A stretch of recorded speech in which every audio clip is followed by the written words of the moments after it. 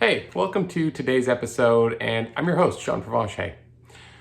On today's episode, I want to continue on this train I've been on about personal habits. And sure, you know what? I might be a bit of a broken record, but the honest truth is that so many people who I've coached and seen over the years struggling to grow their business, to get work-life balance, to have healthy relationships, to live a healthy lifestyle, just to enjoy themselves the way that they want to. So many of them are missing a focus on the little things.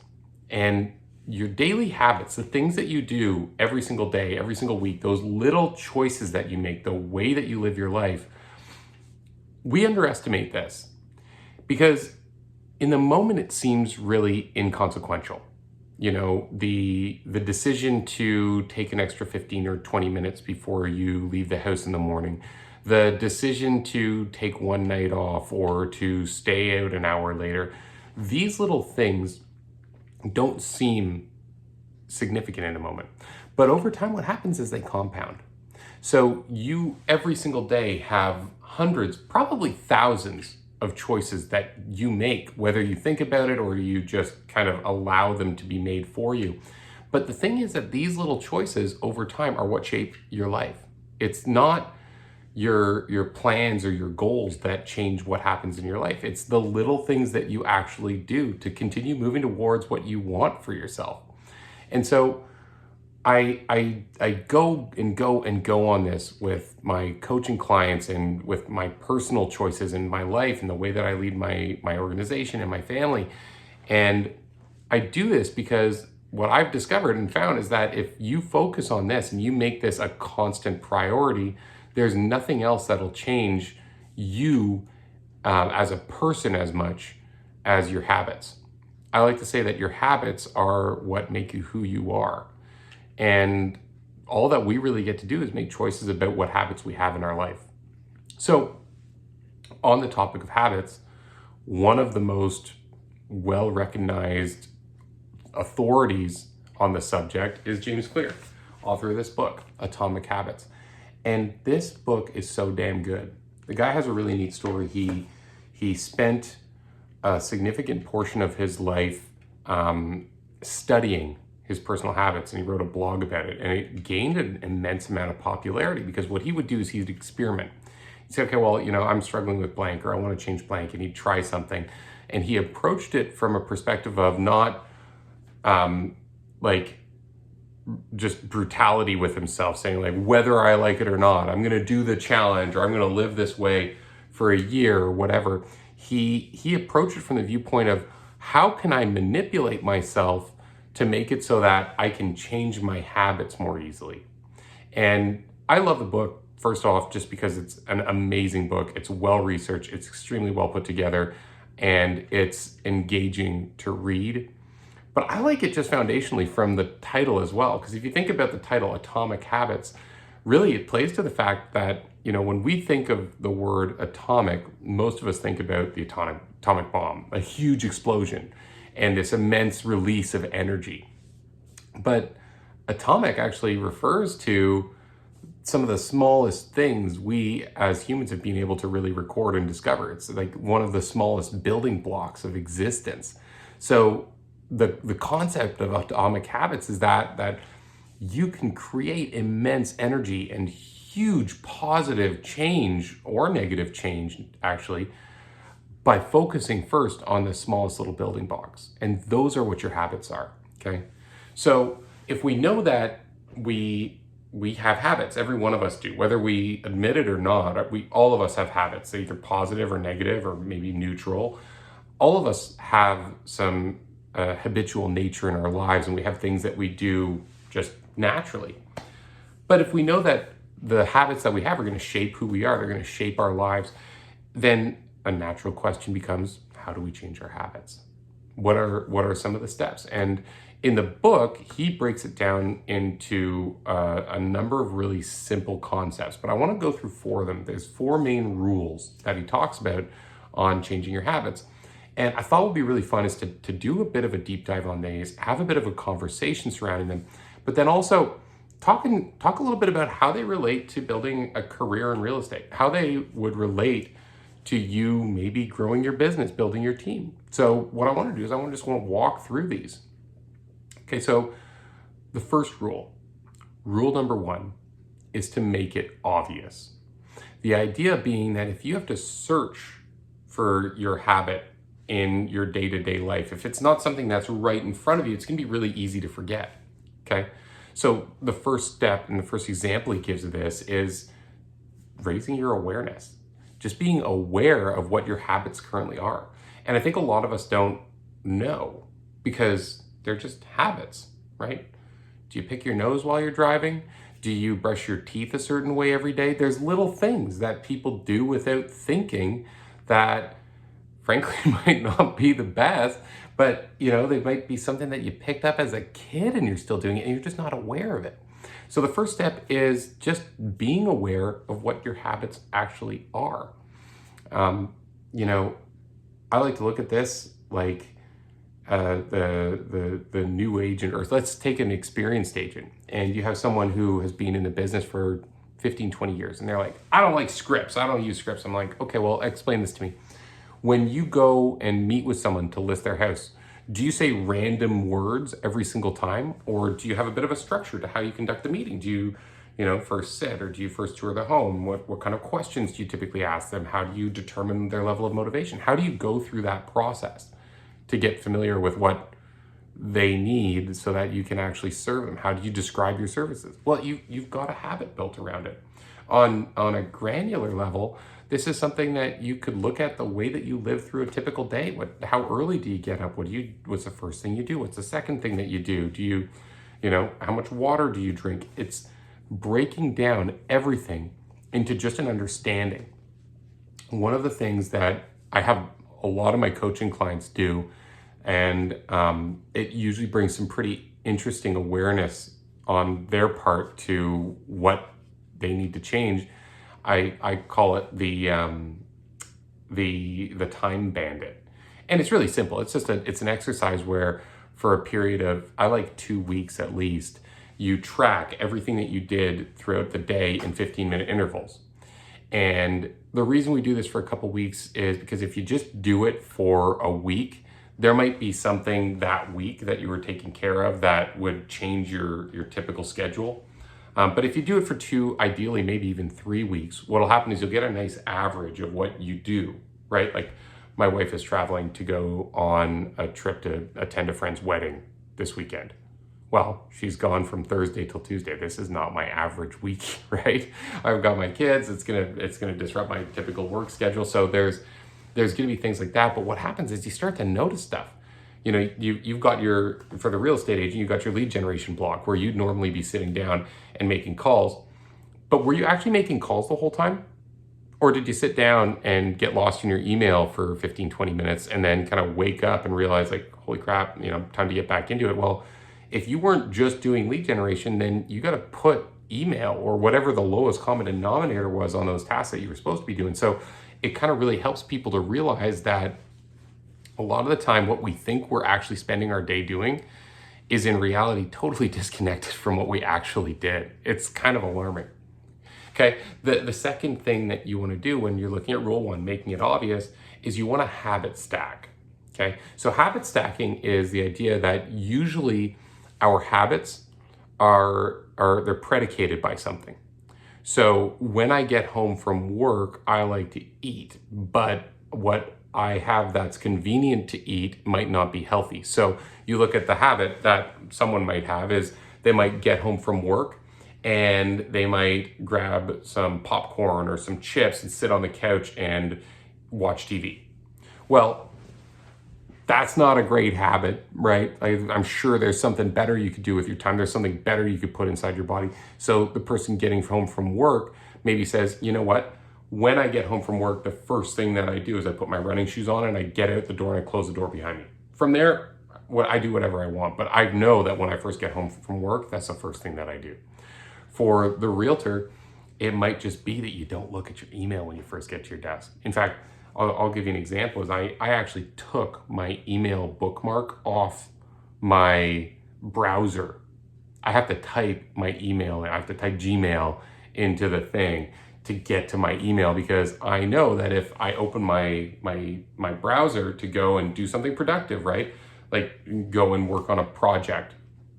Well, a lot of the time it might be hidden inside my Google Drive. So if I open my email and then my plan is to go to Google Drive and there's something at the top of the inbox, my habit stack is not going to follow me through where I need to be. So when I open my computer, the first thing that I'm doing is I open my calendar. And I look at what my calendar is telling me to do.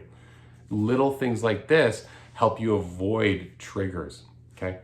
And then the last area when we're looking at making your new habits more obvious to you is the design of your environment. So if you want to practice guitar every day, don't leave the guitar in its case up on a shelf out of sight. It's just not going to be visible. If you want to be productive at your office, well, make your environment one that fosters productivity. Is it convenient? Are the desks ready to go? Is there a sign on the door saying, don't enter, I'm busy? Are there things that are designed in your environment to protect you from distractions and make it natural that you'd gravitate towards the better things that you should be doing, like your productivity and your focus that you need to have to actually make appointments start to happen? So look at everything that surrounds you and just ask, how can you reduce friction and make it easier for you to start, so that when you walk into that space, your environment, the natural thing for you to do is to move towards your actual productivity. Okay, so make it obvious. That's the first rule, is just make the new habit like a shining light in a dark room. It's the only thing that you can see. Is it makes sense for me to go and start on that. Rule 2, make it attractive. Now, a lot of the time we're trying to change a habit. So we're trying to move away from something that is less positive for us, and we're trying to move towards something that's more positive, right? But a lot of the time, the more positive thing isn't sexy. It doesn't taste delicious. It isn't something that we do while relaxing on our back and being entertained. It's usually something a little different. So the next thing that we want to do is we want to make it something that like we want. So make it attractive. He gives some great examples of ways that you can do this. First one being temptation building. Okay, temptation bundling. So he says, okay, well, if you want to move towards a new, more positive habit, well, one of the things that you can do is you can layer things that you're tempted to do into it. And he gives the example of watching love watching Netflix or whatever streaming thing that you do. I'm a YouTube guy because they have so many tutorials and you can learn so much, but who cares? It doesn't matter. But maybe you put a television in front of the treadmill and you allow yourself to watch television while you're on the treadmill. Why not? Right? Me, I love audiobooks. When I go to the gym, I'm listening to audiobooks. I'm catching up on stuff. Okay? So find ways to bundle things that you're tempted to do into the positive activities. There's a lot of things that you do that aren't unnecessarily unhealthy, but they might be a less productive use of time. So you can kind of look at it like an opportunity to cross-pollinate your activities, so you're getting that entertainment factor while you're also exercising or getting to where you're going. The second one in making things attractive is that we tend to imitate the people who are around us. So if you're trying to be more productive, you're trying to set a new, a new habit in place that's going to move you towards health, towards better relationships. Well, who are the people you're around? Are they people who are showing up every day, being productive, working on, the same things that you should be working on? Are you in an environment where the natural average of the people around you is that they do this and it's just normal? Because if you're the only person who's working hard in your environment, if you're the only one who's picking up the phone every day, if you're the only one who's taking your business seriously and everyone around you is kicking their feet up, you're going to feel like an outsider.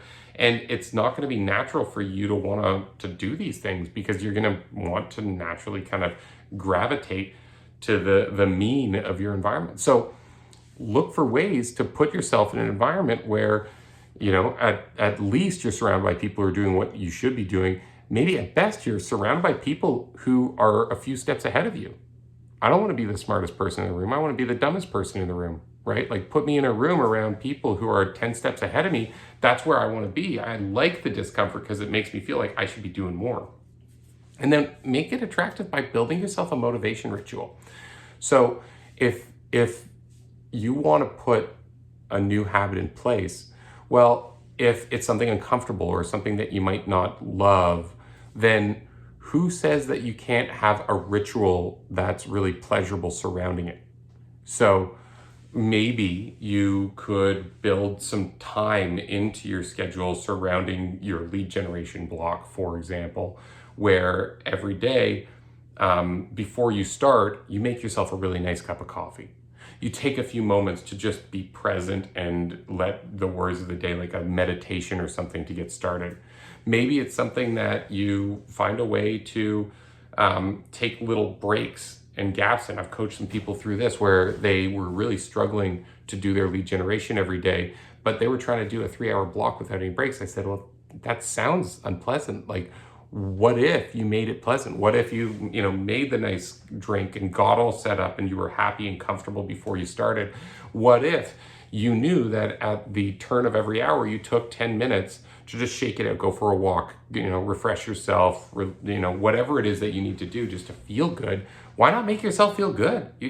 I like feeling good. Why wouldn't you feel good while you're doing it, right? So find little ways to build rituals into it so that it's a reward. So if you are doing something that is less pleasant, then you know that you're only in it for a little bit and then you get a break and you go back and you're going to wrap it up. I also like to put, if I'm doing this, I like to put the thing that I'm aspiring towards, that little reward or that little treat, I like to put it 2/3 of the way in, right? So if I'm exercising and I'm exercising for an hour, I'll go really hard for about 40 minutes or 45 minutes. And then I'll let myself have a little bit of reprise and I'll come back into it knowing that it's like, oh, dude, I got this. Like I'm most of the way there. If it's for lead generation, same thing. Maybe you take that 3-hour block, you say, you know what, the first 10 minutes, all I'm gonna do is get really centered. I'm gonna make sure that I have everything in place.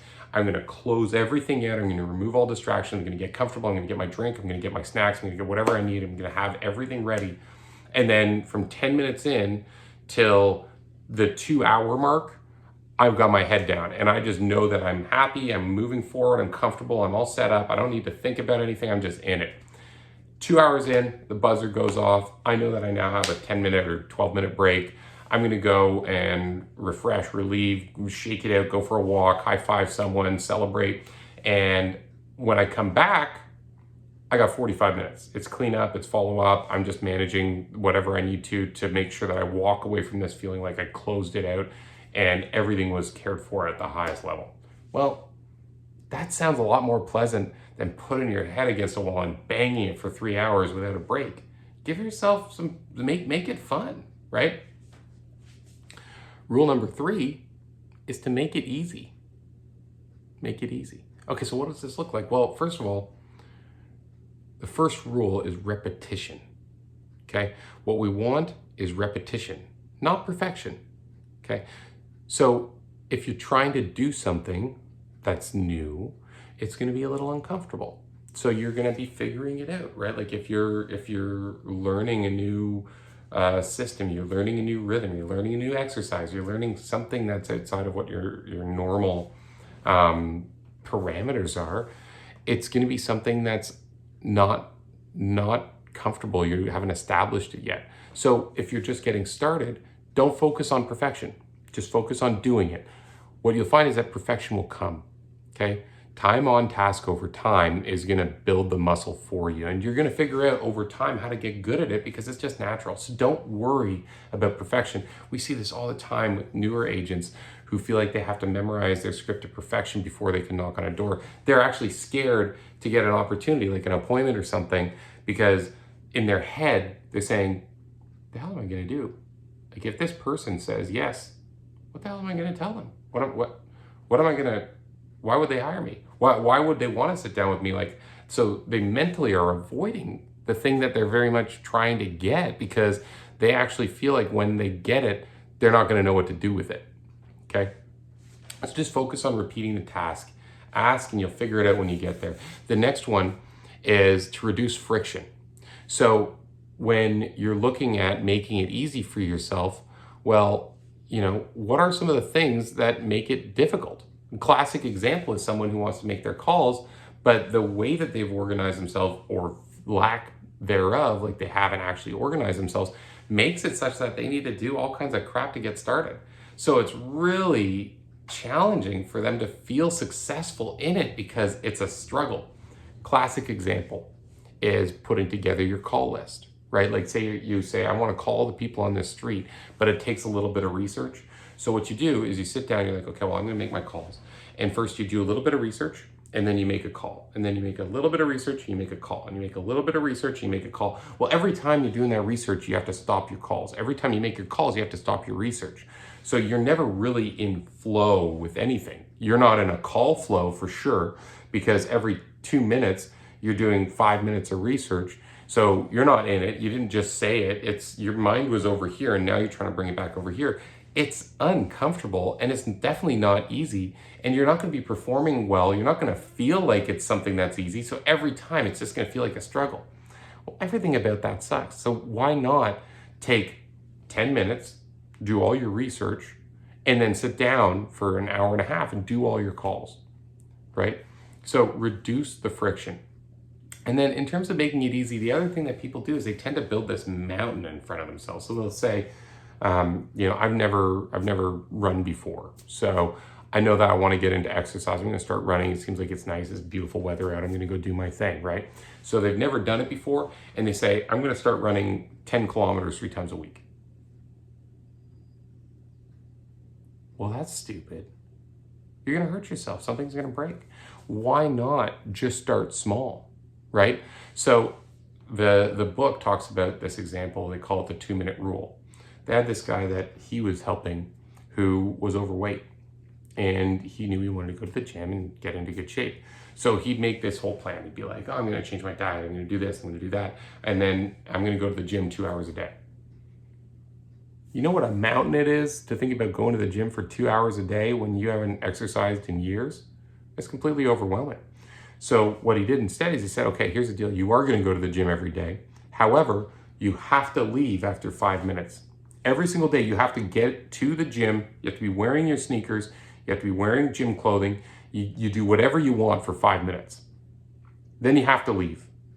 Okay? Well, what do you think happened? The guy went to the gym every day. He's like, well, that was easy. Make it easy, right? Well, that was easy. And then he went back the next day, did 5 minutes. He went back the next day, did 5 minutes. And then finally he came back and he was like, this is stupid. I'm going to the gym for 5 minutes, but I'm spending 10 minutes, 15 minutes getting there and 10 minutes, 15 minutes getting back. I'm wasting half an hour to get 5 minutes of exercise. I'm going to stay for 20 minutes. And then all of a sudden, 20 minutes turned into 30, 30 turned into 40.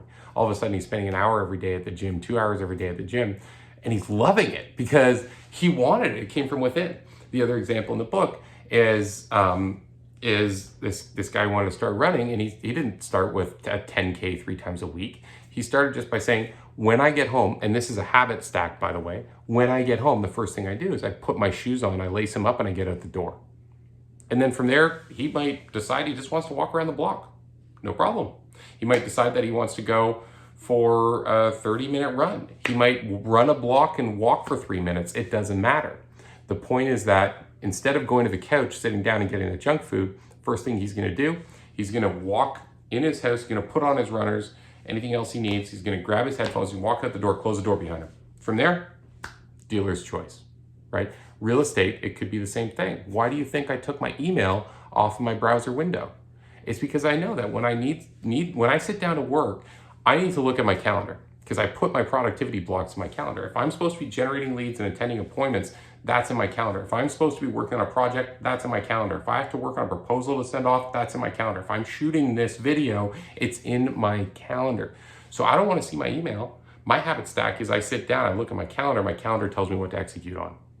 Makes my life a lot easier. All of a sudden, I'm just like this robot following instructions, okay?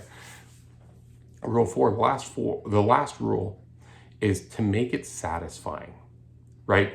Well, we made it easy, we made it attractive, we made it obvious. Well, we also want to make sure that it's something that we get something from. We want it to be satisfying. So the first rule is immediate satisfaction. What can you do to reward yourself, right? If you are struggling to make your lead generation calls, well, where's the celebration in it? What's your goal? Remember, your goal is probably to book appointments. At the very least, you want to add people to your database. On my team, we bought a cowbell. We literally had, it was so stupid. There were like 10 of us cold calling in a room. We all had these huge headphones on. We had music playing to drown out the other people's voices and really good noise canceling, but it was a cool environment. But still, it's a grind. I'm not going to lie about it, right? So, I mean, we're hammering away on the phones for like 2-3 hours every single day of the week as a group. And, it gets repetitive. So what do? We bought a cowbell. And whenever someone booked an appointment, they'd ding the cowbell like an idiot and we'd all shout and holler. And it's just that little bit of dopamine. And then, we reinforce it again by making sure that like every week we're celebrating the appointments, we're rewarding the people who met their commitments. It's the little things that make a big difference. And then beyond the immediate satisfaction, why not have a personal loyalty program? You think about like if you always fly with the same airline, you always rent from the same car company, they do things to reward you. Who says you can't have something like this for yourself? So in the book, he talks about quitting smoking. And he has people who are quitting smoking take that, I don't even know what a pack of smokes is, probably like $15-$20 or something, right? Like I'm sure they're really expensive. And a lot of people smoke 1 or 2 of those every day. It's a huge, vast amount of money. And I mean, we all know the reasons that you wouldn't want to smoke, but it's hard to quit. So what he does instead is he says, okay, well, you're saving $20 every single day that you're not smoking cigarettes. What does it look like if you instead, every single day, you get to put that in a piggy bank? And then you get to decide some bigger thing that you move towards, or maybe you just find something else to replace it with. Like, every day that I'm not smoking a pack of cigarettes, I'm taking that $20 and I'm going for a walk with my kids. I'm getting them ice cream. We sit and we do something. That sounds great. I would want to be loyal to that. In real estate, we make a lot of calls, right? I always laugh when people say that business, is done on the internet now. I'm like, you haven't made much money in real estate, man. You got to talk to people on the phone. So we're spending a lot of time calling people, okay? And if you calculate how many calls you need to make, it's kind of depressing sometimes. Like I have clients, they're talking to 100 people a day, some of my coaching clients. That's a lot. And if you're doing that, it's like, oh my God, that's a commitment. You multiply that over the course of a year and you look at what the total is. It's a lot, right? But then if you do the math backwards versus how much they're going to earn, it's actually really cool. Because what it means is it usually works out to at least like $4 per call. So you're doing those 100 calls a day and you're like, oh my goodness, this is so much work. But at the same time, every one of those calls, you got to realize, like, you just put $5 or $10 in your pocket. Hey, were you considering selling your home? No, click, $5. Hey, were you considering selling your home? No, click, $5. So even if you're not physically putting money in a piggy bank, you could look at that and you could say, hey, like today, I know I didn't close a deal, but I did the work that earned me $1,500. And that example of $4 or $5, that's like really on the low end. If you start to have a bit of a pipeline of business, you have some pass and close, like you start getting some referrals, the amount that you make for every time you talk to someone in this business is really exciting, okay? So find ways to make it satisfying. And then the last one is to track it. If you're going to be doing anything, you got to keep track of it. Now, your tracking is something that we can get back to it becomes so big that we don't do it. So with tracking, don't forget to obey rule number 1 and number 3. We want to make it obvious. So the tracker should be right in front of us, is slapping us in the face that we're going to do this. And number 3, we want to make it easy. Don't overcomplicate it. Don't track 1,000 things. Track 3 to 5 things. Track them every day. Have them right in front of your face. Make it easy while you're in the task. Make it easy to actually keep track of what you're doing, and just watch over time as the things that you're doing start to bring results. The cool thing is, obviously, if you're growing a business, then you have this to reflect upon in the future, right? If you did X amount of commission and you made X number of calls and you want to do Y amount of commission, well, guess what? Your calls are probably a pretty easy lever to move. Here's the deal. This business is simple, but that doesn't mean it's easy. it's a grind. 80% of the realtors who get licensed across the world don't renew after a couple of years. The vast majority of them completely fall out of business, which is sad. And if you want to be successful, the daily things that you do to move you from where you are to the success that you want to have in your business, it's the one single most important thing that you can and should focus on. Okay. What it really comes down to, I said it earlier, I'm going to say it again, is time on task over time. The more time that you spend on the tasks that build your business, and there's really only 5 things: building your skills, scripting and role play, lead generation, lead follow-up. These are the big 2. And then appointments and negotiations. Those are the only things. Well, the more time that you spend on lead generation, lead follow-up, and skill building, like your dialogues, your scripts, the more time you spend there, the more everything else is going to come to you. It's time on task over time, and it gets easier and the momentum builds the more that you do it. It is repetitive. It is. I'm not gonna try to change your views. I know that one of the first things we said was like, make it attractive, make it obvious, make it easy. It's still hard. It's still hard. What we're trying to do is remove friction and to make it so that it's easier for you to get into it. One of my favorite quotes, and I think that this applies to everything in life, but it sure as hell applies to real estate, is greatness often lies just on the other side of boredom, right? Tony Robbins says people tend to overestimate what they can do in a year and underestimate what they can do in a couple decades. And it's really remarkable if you can just get yourself on a path where you've got consistent growth and movement, what you'll be able to achieve. Okay? To do that, it doesn't come naturally. So you got to put some checks and bounds around yourself. You have to come up with a plan for how you're systematically going to make these changes take place. And I think these 4 rules are really simple. I know that they work because I've implemented them in my life. And I know that if you want to get more in your business, your life, your health, your wealth, your relationships, the first thing is you got to change what you're doing. Doing the same thing and expecting a different outcome is the definition of insanity, right? Albert Einstein. So you got to change if you want change. And don't try to change big things. Try to make tiny changes in your habits. I hope that you give some of these a shot. And I know that you can get what you want if you do what you need to do to get it. So I wish you luck, and I'm looking forward to sharing more the next time. Thanks.